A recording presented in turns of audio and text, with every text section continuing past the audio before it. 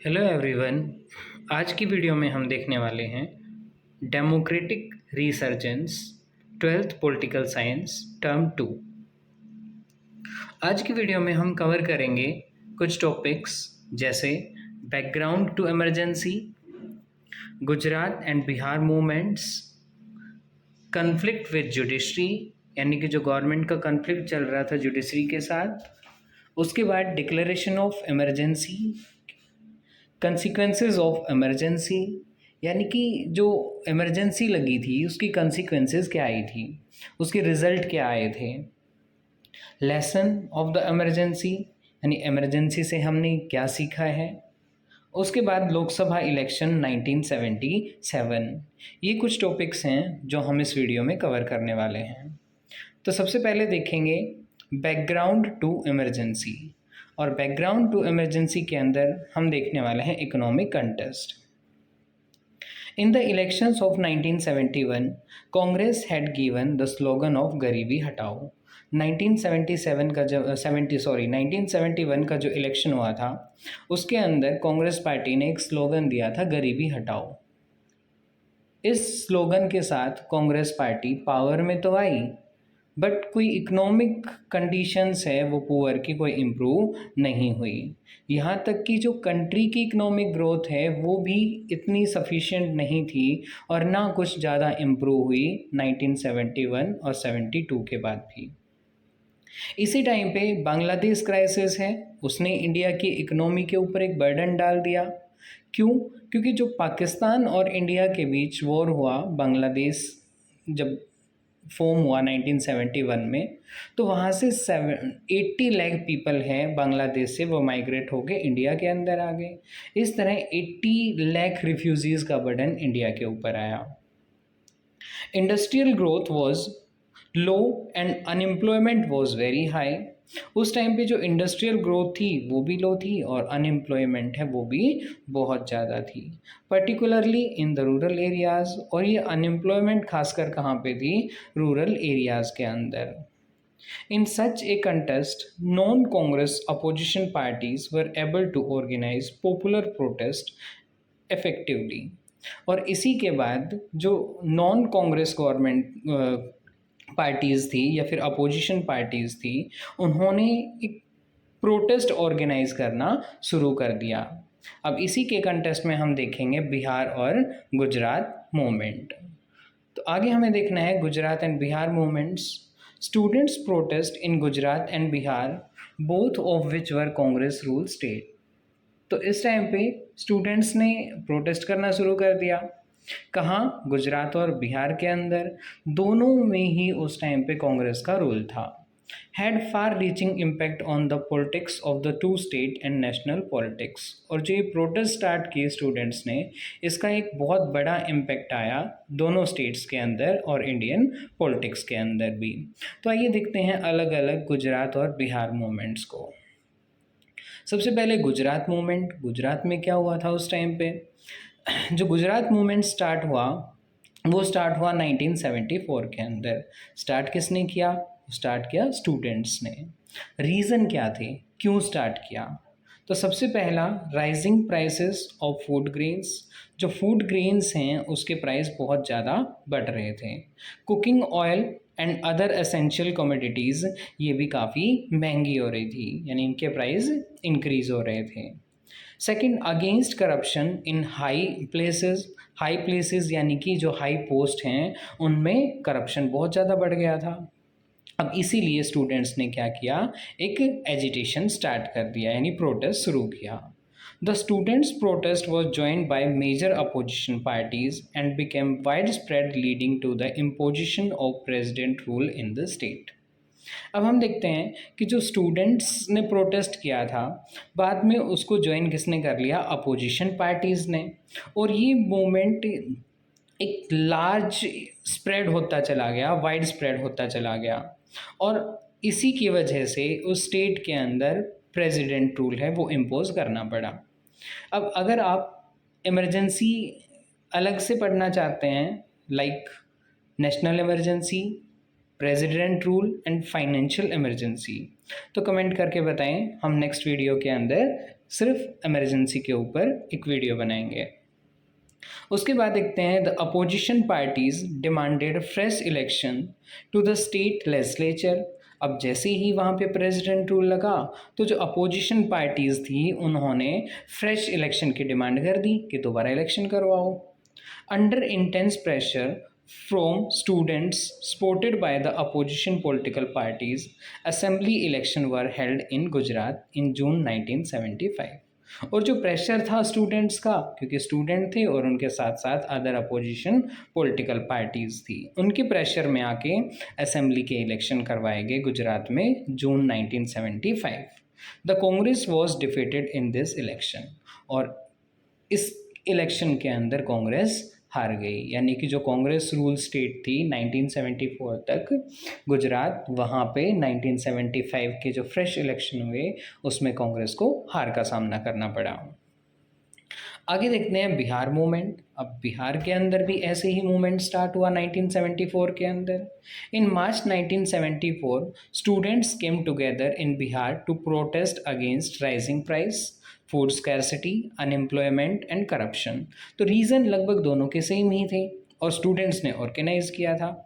अगर हम देखें गुजरात के अंदर भी यही हाई प्राइजेस, अनएम्प्लॉयमेंट, करप्शन, इन्हीं के अगेंस्ट और इन्हीं के अगेंस्ट बिहार में भी प्रोटेस्ट किया गया। After a point they invited Jayaprakash Narayan to lead the students movement. अब एक पॉइंट के बाद स्टूडेंट्स ने क्या किया, जेपी नारायण, जयप्रकाश नारायण, उनको इनवाइट किया कि आप आइए और हमारे मूवमेंट को लीड कीजिए। उन्होंने इस चीज़ को एक्सेप्ट कर लिया। He accepted it on the condition that the movement will remain non violent and will not limit itself to Bihar. उन्होंने कहा कि ठीक है, मैं ज्वाइन तो कर लूँगा, बट मेरी दो कंडीशन हैं। अब दो कंडीशन कौन कौन सी थी? पहली कंडीशन थी कि मूवमेंट है वो नॉन वायलेंट रहेगा, कि कोई भी वायलेंस नहीं होगी। दूसरा कि जो मूवमेंट है वो बिहार तक लिमिटेड नहीं रहेगा, ये ऑल ओवर इंडिया अगर स्प्रेड करोगे तो मैं इस मूवमेंट को लीड करने के लिए रेडी हूँ। तो उनकी ये बात मान ली गई और जयप्रकाश नारायण ने बिहार मूवमेंट को लीड किया। Jayaprakash Narayan demanded the dismissal of the Congress government in Bihar and gave a call for total revolution in the social, economic and political spheres। अब जयप्रकाश नारायण ने जब इस मूवमेंट को लीड किया तो उन्होंने कांग्रेस गवर्नमेंट है उसके डिसमिसल की डिमांड की और एक स्लोगन दिया, स्लोगन कहें या फिर उन्होंने एक कॉल की for total revolution. Total revolution मतलब पूरी तरह से रेवोल्यूशन, हर स्पेयर के अंदर, चाहे वो सोशल हो, चाहे इकोनॉमिक हो या फिर पॉलिटिकल स्पेयर हो, हर स्पेयर के अंदर उन्होंने डिमांड कर दी कि क्या होना चाहिए, रेवोल्यूशन होना चाहिए। A series of bans, घेराव्स and strike were organized in protest against the Bihar movement। अब बिहार जो गवर्नमेंट है उसके अगेंस्ट बंद, घेराव, स्ट्राइक ये ऑर्गेनाइज किए स्टूडेंट्स ने। The government however refuse to resign, लेकिन इसके बाद भी गवर्नमेंट ने रिज़ाइन करने से इनकार कर दिया। अब हम देखते हैं कन्फ्लिक्ट विद जुडिशरी। ये वही टाइम था जब गवर्नमेंट का कन्फ्लिक्ट चल रहा था जुडिशरी के साथ। कैसे? This was also the period when the government and the ruling party had many differences with the judiciary. अब वो कौन कौन से थे? तो इसी टाइम पे 3 constitutional issues had emerged. 3 constitutional issues हैं वो इमर्ज हुए। पहला कौन सा? Can parliament abridge fundamental rights. तो यही पूछा गया कि क्या पार्लियामेंट फंडामेंटल राइट को सस्पेंड कर सकती है, एब्रिज कर सकती है, उनको हटा सकती है? सुप्रीम कोर्ट ने कहा नो, नहीं कर सकती। The Supreme Court said it can not. Second फिर आया, can the parliament curtail the right to property by making an amendment, कि क्या पार्लियामेंट राइट टू प्रॉपर्टी है उसको कर्टेल कर सकती है, ख़त्म कर सकती है, कम कर सकती है एक अमेंडमेंट करके। Again, the court said the parliament cannot amend the constitution in such a manner that rights are curtailed। और इसी में फिर से कोर्ट ने कहा कि नहीं, पार्लियामेंट ऐसा कर ही नहीं सकती कि कोई भी ऐसा अमेंडमेंट नहीं कर सकती कॉन्स्टिट्यूशन में जिससे फंडामेंटल राइट्स हैं वो कर्टेल हों, यानी कि वो ख़त्म हों। उसके अलावा थर्ड है the parliament amended the constitution saying that it can abridge fundamental right for giving effect to directive principle. अब इसके बाद पार्लियामेंट ने क्या कहा कि पार्लियामेंट कॉन्स्टिट्यूशन को चेंज कर सकती है अगर उसे डायरेक्टिव प्रिंसिपल्स को इफेक्ट में लाना हो तो वो फंडामेंटल राइट्स को भी कर्टेल कर सकती है। But the Supreme court rejected this provision also. बाद में सुप्रीम कोर्ट ने भी इस प्रोविजन को डिनाई कर दिया कि नहीं, आप ऐसा नहीं कर सकते। This lead to a crisis as far as the relations between the government and the judiciary were concern. और इसके बाद से जो गवर्नमेंट और जुडिशरी है उसके रिलेशंस हैं वो ख़राब होते चले गए, क्योंकि इसमें दोनों का कंसर्न था। एक तरफ जहाँ पार्लियामेंट को पावर है कि वो अमेंडमेंट कर सकती है कॉन्स्टिट्यूशन के अंदर, दूसरी तरफ जो सुप्रीम कोर्ट है वो प्रोटेक्टर है फंडामेंटल राइट्स का। तो ऐसे में दोनों ही अपनी जगह सही थे, और इसी के बाद क्या हुआ, दोनों में कन्फ्लिक्ट होना स्टार्ट हो गया। नेक्स्ट देखते हैं डिक्लेरेशन ऑफ इमरजेंसी। इसके बाद इमरजेंसी डिक्लेयर कर दी गई। वो देखते हैं कब और क्या कैसे हुआ। On 12 June 1975, Justice Jagmohan Lal Sinha of Allahabad High Court passed a judgment declaring Indira Gandhi's election to the Lok Sabha invalid। अब 1975 के अंदर 12 जून 1975 पे जो इलाहाबाद हाई कोर्ट के जस्टिस थे जगमोहन लाल सिन्हा, उन्होंने एक डिसीज़न दिया और डिसीज़न के अंदर इंदिरा गांधी के इलेक्शन को इनवैलिड बता दिया। अब इनवैलिड क्यों बताया, क्योंकि जो 1971 का इलेक्शन हुआ था वहाँ उनकी अगेंस्ट जो इलेक्शन फाइट कर रहे थे वो थे राजनारायण। अब राजनारायण ने इलेक्शन हारने के बाद एक केस कर दिया कि इंदिरा गांधी ने जो इलेक्शन फाइट किया था उसके अंदर गवर्नमेंट मशीनरी का यूज़ किया था। अब 1975 के अंदर जब इलाहाबाद हाई कोर्ट ने अपना जस्टिस दिया, डिसीज़न दिया, तो उसके अंदर पाया कि हाँ इंदिरा गांधी ने ऐसा किया था, गवर्नमेंट मशीनरी का यूज़ किया था। तो this order came on an election petition filled by Raj Narayan, a socialist leader and a candidate who had contested against her in 1971। अब ये डिसीजन कब आया, हम देख चुके हैं कि राज नारायण ने एक पेटिशन फिल की थी जो कि एक कैंडिडेट थे किसके अगेंस्ट, इंदिरा गांधी के against. The petition challenged the election of Indira Gandhi on the ground that she had used the services of government servant in her election campaign। कि इंदिरा गांधी ने क्या किया था, गवर्नमेंट सर्वेंट का यूज़ किया था अपने इलेक्शन कैंपेन के अंदर। अब जब इलाहाबाद हाई कोर्ट ने डिसीजन दिया कि उनका इलेक्शन इनवैलिड है, तो अपोजिशन पॉलिटिकल पार्टीज़ ने क्या किया, उनके रेजिग्नेशन की डिमांड कर दी।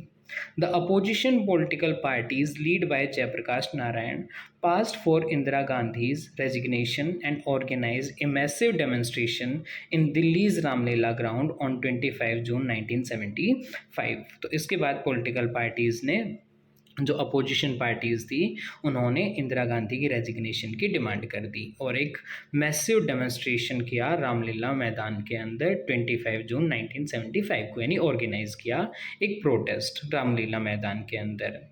The response of the government was to declare a state of emergency on 25 June 1975। अब इसके बाद 25 जून को इंदिरा गांधी ने क्या किया, एमरजेंसी डिक्लेयर कर दी। नेक्स्ट देखते हैं हम कंसिक्वेंसेस ऑफ इमरजेंसी। कि इमरजेंसी लगा तो दी गई, और लगी किस बेस के ऊपर थी, ये लगी थी इंटरनल डिस्टर्बेंस के बेस पे, क्योंकि इंदिरा गांधी को लग रहा था या फिर गवर्नमेंट को लग रहा था कि इंटरनल डिस्टर्बेंस हो रही है और उसकी वजह से इमरजेंसी लगानी पड़ी। अब कुछ कंसिक्वेंसेस तो होंगी ना, कि कोई इंसिडेंट हुआ तो उसका कुछ तो रिजल्ट आएगा ना, कुछ तो इंसिडेंट होंगे उस टाइम पे। तो वो जो कंसिक्वेंसेस थी वो देखते हैं। यहाँ ये हमारा 5 और 6 मार्क्स का क्वेश्चन बनता है। फर्स्ट है कि क्या क्या रिजल्ट आया या क्या कंसिक्वेंसेस थी। Strikes were banned and many opposition leaders were put in jail. अब जो स्ट्राइक कर रहे थे इमरजेंसी से पहले, इमरजेंसी के बाद वो स्ट्राइक हैं वो सब बैन कर दी, और जो अपोजिशन लीडर्स थे उनको जेल में डाल दिया गया। दूसरा, government suspended the freedom of the press, government ने प्रेस की फ्रीडम है उसको भी सस्पेंड कर दिया। Newspapers were asked to get prior approval for all material to be published. अब न्यूज़पेपर को क्या करना था, एक गवर्नमेंट की अप्रूवल लेनी थी कुछ भी मैटर पब्लिश करने से पहले। This is known as press censorship, और इसी को क्या कहा जाता है, प्रेस सेंसरशिप। यानी कि अगर न्यूज़पेपर को कुछ भी छापना है तो परमिशन लेनी होगी किससे, गवर्नमेंट से। ये कंसिक्वेंसेस रही। थर्ड कंसिक्वेंसेस देखते हैं। गवर्नमेंट बैंड राष्ट्रीय स्वयं सेवक संघ यानी RSS and Jamaat Islami. Government ने क्या किया, ये दो ऑर्गेनाइजेशन थे, इनको बैन कर दिया गया। Most importantly, under the provisions of emergency, the various fundamental right of citizens stood suspended। और इसके अलावा क्या किया गया, जो फंडामेंटल राइट्स हैं उनको सस्पेंड कर दिया गया। अब किसी भी पर्सन को कोई भी फंडामेंटल राइट नहीं मिला था। Next, the government made extensive use of preventive detention. Government ने क्या यूज़ किया, प्रिवेंटिव डिटेंशन का। प्रिवेंटिव डिटेंशन क्या होता है ये देखते हैं। Under this provision people are arrested and detain not because they have committed any offence. People को इसलिए अरेस्ट नहीं किया जाता कि उन्होंने कोई क्राइम किया है, but on the apprehension that they may commit an offence. बल्कि उनको किस ग्राउंड के ऊपर अरेस्ट किया जाता है, किस बेस पे अरेस्ट किया जाता है कि वो कोई ऑफेंस कर सकते हैं, दे मे कमिट एनी क्राइम। तो ये हमारी कंसिक्वेंसेस थी इमरजेंसी की। उसके बाद देखते हैं हम लेसन्स ऑफ द इमरजेंसी, कि हमने इमरजेंसी से लेसन क्या सीखा। The emergency at once brought out both the weakness and the strengths of India's democracy। अब इमरजेंसी ने क्या किया, जो हमारी कंट्री की वीकनेस है, हमारी डेमोक्रेसी की वीकनेस और स्ट्रेंथ दोनों को ही सामने लाने का काम किया। देखते हैं कैसे वीकनेस और कैसे स्ट्रेंथ सामने लेके आए। One lesson of emergency is that it is extremely difficult to do away with democracy in India। तो ये हमारी स्ट्रेंथ ही है कि डेमोक्रेसी ने ये दिखा दिया कि इंडिया से डेमोक्रेसी को हटाना इजी नहीं है। क्यों? क्योंकि 75 में जब इमरजेंसी लगी तब एक बार तो यही लगने लग गया था कि अब डेमोक्रेटिक पैटर्न है वो ख़त्म हो चुका है, जो हमारा डेमोक्रेटिक स्ट्रक्चर है वो ख़त्म हो जाएगा। नेक्स्ट हम देखते हैं लेसन्स ऑफ द इमरजेंसी, यानी कि इमरजेंसी से हमने क्या लेसन सीखा। The emergency at once brought out both the weaknesses and the strengths of India's democracy. Emergency ने क्या काम किया, इंडिया की जो डेमोक्रेसी है उसकी वीकनेस और स्ट्रेंथ दोनों को हमारे सामने लाने का काम किया। देखते हैं कैसे वीकनेस और कैसे स्ट्रेंथ हमारे सामने आई डेमोक्रेसी से। One lesson of emergency is that it is extremely difficult to do away with democracy in India। तो पहला लेसन तो हमने यही सीखा कि डेमोक्रेसी को इंडिया से हटाना बहुत मुश्किल है, यानी कि एक्सट्रीमली डिफ़िकल्ट है, इंडिया से डेमोक्रेसी को नहीं हटाया जा सकता। क्योंकि जब 1975 के अंदर इमरजेंसी लगी तब एक बार ये लगने लगा था कि शायद अब डेमोक्रेसी इंडिया के अंदर नहीं बचेगी, बट 1977 के अंदर जब इलेक्शन हुए और दोबारा से डेमोक्रेटिक प्रोसीजर है और प्रोसेस है उसको फिर से लागू किया गया। Secondly, it brought out some ambiguities regarding the emergency provision. दूसरा, इसने क्या किया, कुछ एम्बिगिटीज़ हैं, एम्बिगिटीज़ मतलब छुपी हुई चीज़ें, यानी क्लियर नहीं था इससे पहले इमरजेंसी प्रोविज़न कि इमरजेंसी किस बेस पे लगाई जाए। हालांकि बेस तो क्लियर था कि इमरजेंसी दो बेस पे लग सकती है नेशनल इमरजेंसी। पहली कौन सा, जब एक्सटर्नल रीज़न हो, यानी कि वॉर हो, किसी दूसरी कंट्री के साथ वॉर हो जाए। दूसरा है इंटरनल डिस्टर्बेंस। अब इंटरनल डिस्टर्बेंस में ये क्लियर ही नहीं था कि इंटरनल डिस्टर्बेंस हो किस टाइप का, क्या एजिटेशन को भी या प्रोटेस्ट को भी हम इंटरनल डिस्टर्बेंस मान लें, ये क्लियर नहीं था। तो कुछ जो छुपी हुई चीज़ें थी उनको भी सामने लाने का काम किया। Now, internal emergency can be proclaimed only on the grounds of armed rebellion, and it is necessary that the advice of the president to proclaim emergency must be given in written by the council of minister. तो ये जो एम्बिगिटीज थी इसको अब बाद में ठीक कर लिया गया। कैसे? जो एक वर्ड यूज किया गया था इंटरनल डिस्टरबेंस, इसके बेस पे इमरजेंसी लगाई जा सकती है, लेकिन अब इसको क्या चेंज कर दिया गया है, आर्म रेबिलियन, कि अगर कोई आर्म कन्फ्लिक्ट हो, यानी कि वॉर हो जाए दो कम्युनिटी के बीच में या फिर किसी के बीच में भी वॉर, और वो भी विद आर्म्स, आर्म रेबिलियन, हथियारों के साथ, तो ही क्या करेंगे, इमरजेंसी लगाई जा सकती है। और दूसरा अगर हम देखें तो पहले 1975 तक इमरजेंसी लगाई जा सकती थी, वो डायरेक्ट प्राइम मिनिस्टर के कहने पे, और जब 1975 में इमरजेंसी लगाई वो भी सिर्फ वर्बल ऑर्डर से इमरजेंसी लगवा दी गई इंदिरा गांधी ने। बाद में इसको चेंज किया गया और ये नेसेसरी बना दिया गया कि प्रेसिडेंट जो इमरजेंसी को लागू करेंगे उसके लिए उसे रिटर्न में देना होगा, और दूसरा रिटर्न में भी कौन देगा, council of minister. Next, thirdly, the emergency made everyone more aware of the value of civil liberty. एक लेसन हमने ये भी सीखा कि इमरजेंसी ने लोगों को अपने जो राइट्स हैं, सिविल लिबर्टीज़ हैं, फ्रीडम है, फंडामेंटल राइट्स हैं, उनके लिए ज़्यादा अवेयर कर दिया, क्योंकि पहले उनको उतना कुछ मतलब था ही नहीं। चलो ठीक है, राइट्स मिले हुए हैं, लेकिन जब राइट छीने गए तब उनकी वैल्यू पता चली कि राइट हमारे लिए कितने इम्पोर्टेंट हैं। उसके बाद लोकसभा इलेक्शन 1977। अब इमरजेंसी की ख़त्म होने के बाद इंदिरा गांधी या फिर गवर्नमेंट ने क्या किया, फ्रेश इलेक्शन इनवाइट कर दिए। अब in January 1977, after 18 months of emergency, the government decided to hold election. तो 77 के अंदर जब 18 months के बाद, इमरजेंसी के 18 months के बाद गवर्नमेंट ने क्या डिसाइड किया, इलेक्शन कंडक्ट करवाना।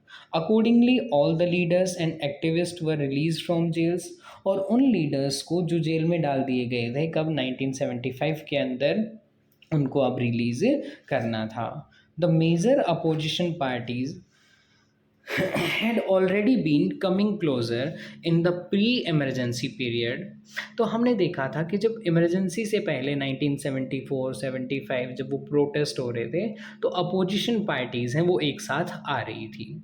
Now they came together before the election and form a new party known as the Janata Party. अब उन्होंने क्या किया, जब 1977 में दोबारा इलेक्शन इनवाइट किए गए तो वो सभी पार्टीज़ एक साथ आई और एक नई पार्टी फॉर्म की, उसका नाम था Janata Party. The new party accepted the leadership of Jayaprakash Narayan. अब नई पार्टी के जो लीडर हैं वो कौन बने, Jayaprakash Narayan. The final result took everyone by surprise. For the first time since independence, the Congress party was defeated in the Lok Sabha election। और ये पहली बार हुआ था जब कांग्रेस इलेक्शन हार गई थी। 1952 के फर्स्ट जनरल इलेक्शन के बाद 1977 तक रूल किसने किया था, कांग्रेस पार्टी ने, और ये पहला ऐसा मौका था जब कांग्रेस पार्टी हार चुकी थी।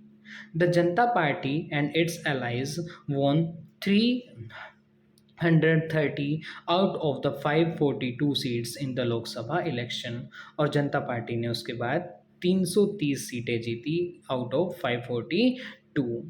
तो इस तरह जो 1977 का इलेक्शन था वो किसने जीता, जनता पार्टी ने। अब जनता पार्टी के अंदर भी 3 कंपिटिटर थे जिनको क्या बनना था, प्राइम मिनिस्टर। उसके बाद 77 में मोरारजी देसाई को क्या बनाया गया, कंट्री का प्राइम मिनिस्टर। हालांकि ये गवर्नमेंट है ज़्यादा नहीं चली और सिर्फ 3 साल के अंदर 1980 तक ही ये अपने 2 पीएम है वो चेंज कर चुकी थी। क्यों? क्योंकि इंटरनल डिस्टर्बेंस था, पार्टी के अंदर यूनिटी नहीं थी, अलग अलग पॉलिटिकल पार्टीज़ से मिलकर ये पार्टी बनी थी, तो ये यूनाइट नहीं रह पाई। और 1980 के अंदर फिर से फ्रेश इलेक्शन हुए और इंदिरा गांधी फिर से पावर में आई। तो आज इस टॉपिक में, इस वीडियो के अंदर हम यही टॉपिक कवर करने वाले थे। अब जो न्यू टॉपिक्स, एडिड टॉपिक्स हैं, उनको हम नेक्स्ट वीडियो के अंदर कवर करेंगे। Thank you.